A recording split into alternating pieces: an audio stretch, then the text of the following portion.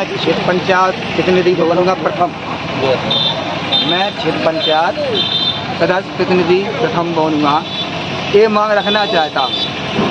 पहले अपनी मांग सुनाना चाहता हूँ पब्लिक के सामने। जो अस्पताल के लिए ज़मीन आवंटित की गई थी माननीय जिलाधिकारी द्वारा, जिलाधिकारी द्वारा सर्वे भी किया गया था। इस ज़मीन को देखते हुए इसके लिए हर किसी अधिकारी की, हर किसी ग्रामीणों की, नज़दीक ग्रामीणों की भी सहमति बनी हुई थी।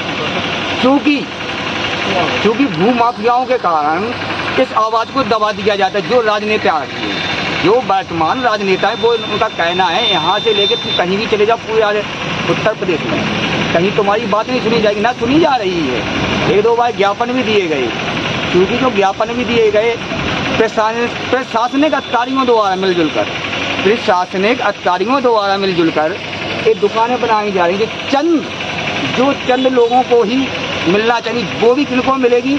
जो भू माफिया, उनका रिजल्ट देख लिया, बैकग्राउंड देख लिया। 678 नंबर में जो दुकानें बन रही हैं, जिनको मिलना है संभवतः नहीं, संभव हो चुकी थी, जिनको मिलना संभव हो चुकी थी, उनका मेन स्पॉट जीरो ग्राउंड देख लिया जाए। 678 नंबर क्या सुरक्षित है?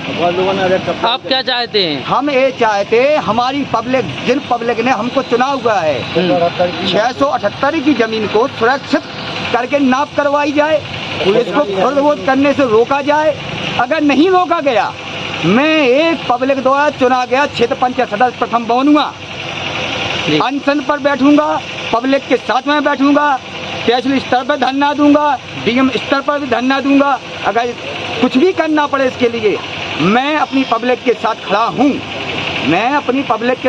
क्योंकि जब भू माफियाओं द्वारा दुकानों का प्रस्ताव आया है, सिर्फ उसमें प्रस्ताव ही ये आया है कि 4 दुकानों का प्रस्ताव है, लेकिन ग्राम पंचायत की जमीन पर, क्योंकि जो 678 सुरक्षित नंबर आबादी हेतु है, इसमें कोई 99 साल के लिए पट्टा दे देंगे। क्या होगा जब पट्टा दिया गया? क्या पट्टा देने का अधिकार है? धारा 67(2) के तहत में अगर किसी का कच्चा मकान भी बना है उसमें, या कोई डब्बा है, तो मालिकाना हक होता है उसका।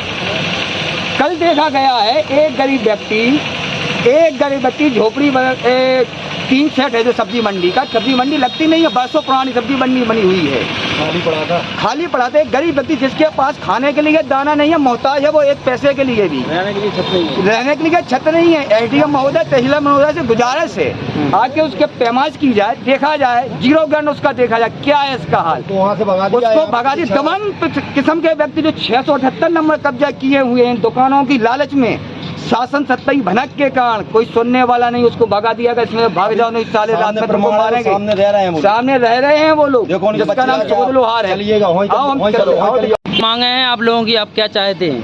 हम कुछ नहीं, हम ये चाहते हैं कि 100-150 गाँव हमारे तहसील में लगते हैं। हाँ, ये हमारे लिए हर आदमी के लिए अच्छी चीज़ है कि यहाँ पे अस्पताल का प्रस्ताव डीएम वामसी के समय में आया था। अच्छा। लेकिन व्यक्तिगत स्वास्थ्य के चलते, राजनीति के तौर पर चलते हुए यहाँ पे अस्पताल नहीं बनने दिया जा रहा है। ये अवैध निर्माण हो रहा है, इसमें 2.5 लाख रुपए का कंग हो रहा है। बस ये अवैध निर्माण रोक करके और यहाँ पे अस्पताल बनाया जाए, अस्पताल की संस्कृति की जाए। डीएम महोदय से निवेदन है और क्षेत्र की जनता से भी मांग करता हूँ मैं कि सारी जनता एकत्रित होकर यहाँ की मांग करे, डीएम के पास पहुँचे, धरना करे, प्रदर्शन करे कि यहाँ पे अस्पताल बनना चाहिए, जिससे पूरी टेवड़ी तहसील का भला होगा। यहाँ पे चंद 12 दुकानदारों का भला होगा, 12 बड़े आदमी का भला होगा जो पैसे देकर जो दुकानें ले लेंगे। यहाँ पर जो अवैध दुकानों का निर्माण कौन करा रहा है? अब इसमें तो आप इस पर टैंकर पे लिखा, जो पढ़ लो कौन करा रहा है, इसकी वीडियो बना कर डाल दो, उस पर कौन करा रहा है। टैंकर जिसका खड़ा उसको करा रहा है वो। आप क्या चाहते हैं? हम जो चाहते हैं हटा के यहाँ पे अस्पताल बनाई जाए। अस्पताल की मांग करते हैं हम लोग। और वहाँ से लखनऊ से प्रस्ताव भी आया है। हम लोगों ने आंध्रा वामसी के समय सभी लोगों ने मांग की थी अस्पताल के लिए, जो कि आंध्रा वामसी जी के समय में, जिलाधिकारी महोदय के समय में मांग भी रखी गई थी। उसमें भी जो प्रस्ताव आया था उसके लिए मांग शायद पूरी भी हुई थी। और हम लोगों की नहीं, सभी की इच्छा यही है कि अस्पताल बने, उसमें गरीब बड़े आदमी सबका भला होगा। और दुकानें बनने से मात्र जितनी दुकानें हुई उतने लोगों का भला होगा, ना कि आम आदमी का। और जो झांसी में सुविधाएं अस्पताल की मिलती हैं वो यहीं पे मिलेंगी लोग बागों को। गरीब तबके के व्यक्ति जो रहेंगे उनको यहीं सुविधाएं मिलेंगी। आज अगर 10 बेड का अस्पताल बनता है तो कल 50 बेड का भी हो जाएगा। वो धीमे धीमे कोई भी सरकारी कागजात होगा बढ़ने के लिए होगा, कोई भी सरकारी बिल्डिंग होगी बढ़ने के लिए होगी। और तहसील और सीओ ऑफिस, सीओ आवास से चंद कदमों की दूरी पर ये ज़मीन है, इसमें हमारा या आपका किसी का निजी स्वार्थ नहीं है। अस्पताल से सभी की सुविधाएं, एक यहाँ से नहीं भागना पड़ेगा किसान को, मजदूर व्यक्ति को ना कहीं चिरगांव जाना पड़ेगा, डिलीवरी के लिए कोई वगैरह जाता है, स्वास्थ्य केंद्र में कोई चिरगांव जाता है, और उन लोगों की जो है अपनी अपनी जिम डॉक्टर लोगों की भर्ती है, इसमें किसी को कुछ नहीं होगा। तो यहाँ पे मान लो आप सब पत्रकार बंधुओं से भी अनुरोध है, जितने जाना से जाना हो उतना यहाँ पे अस्पताल बनवाने के लिए आप लोग न्यूज़ चलाएं। हाँ हाँ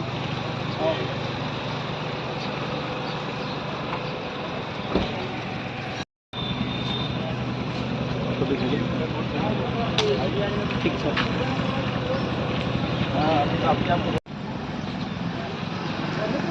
हेलो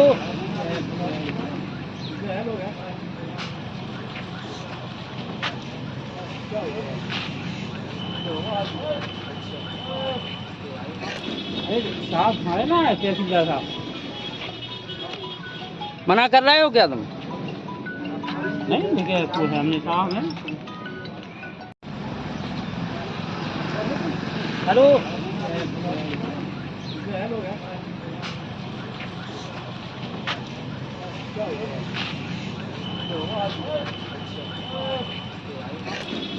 साहब है ना तहसीलदार साहब,